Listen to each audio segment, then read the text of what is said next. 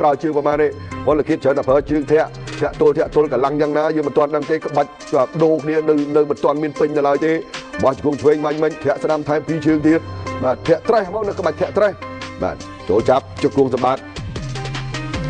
ចាត់មួយនៅស្ទង់គ្នានៅឡើយបែបថាអាវុធមិនទាន់ចេញឲ្យកាច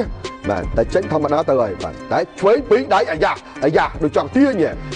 ឆ្វេងមួយទៀតរបស់សម្បត្តិតែពលគិតនៅតែតាមធាក់ទត់មកជើងថែមម្ដាយចាប់ជើងបានទៅម្ដាយទៀតតែច្រើននៅពេញសម្បត្តិដួលក្រាំងទៅតែម្ដងតែ10វិនាទីជាងបាទសម្រាប់នីលកានៅអូស្ត្រាលីនីលកាខ្មែរដល់1នាទីទៀតចូលគៀទាត់ឆ្វេងគោងដៃមួយសិនធាក់កាត់មួយទៀតពេញសម្បត្តិតាមទាត់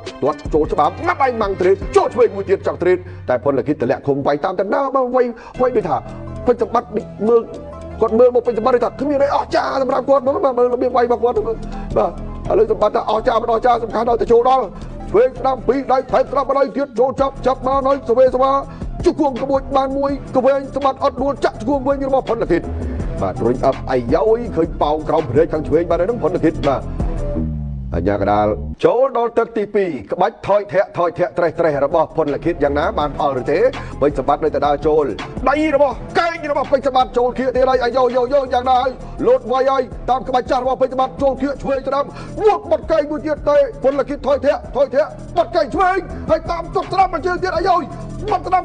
ប្រចាំរៀងខ្លួនទត់ជើងក្រោមកែងគប់មួយទៀតរបស់ពេញសម្បត្តិអូទល់ដៃច្បាប់គុំបានផលគិតថយពេញសម្បត្តិពុកអាយ៉យកែងតែផលគិតចាប់ខ្លួនជាប់ទឹកទី2ការជាមុនមានស្នាមរបួសហើយចូលគៀកកែងឆ្វេងរបស់ពេញសម្បត្តិកែងឆ្វេងហើយកែងស្ដាំកែងឆ្វេងទៀតចូលកាត់វិញពីផលគិតឆ្វេងស្ដាំឈូសប្លោះឃុំទៅម្ដងមានរបួសរៀងខ្លួនហើយមានរបួសគប់កែងស្ដាំចាក់ឆ្វេងទៀតអើយផលគិតក្រាបពកនឹងដីហើយ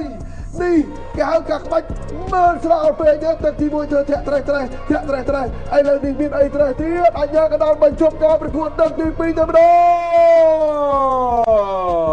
ខ្ញុំសូមអនុញ្ញាតរំខានជាថ្មីថាការប្រកាសលទ្ធផលក៏ខ្ញុំសូមនិយាយពីលើដែរបាទសូមនិយាយពីលើដោយសារតែ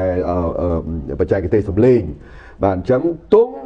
ជាតិនៃព្រះរាជាណាចក្រកម្ពុជាដែលកាន់ដោយលោកគ្រូពេជ្រសុផាន់បានលើកឡើងលើទង់ជាតិខ្មែរអណ្ដែតឡើងលើឲ្យពិភពលោកបានឃើញតាមរយៈជ័យជំនះ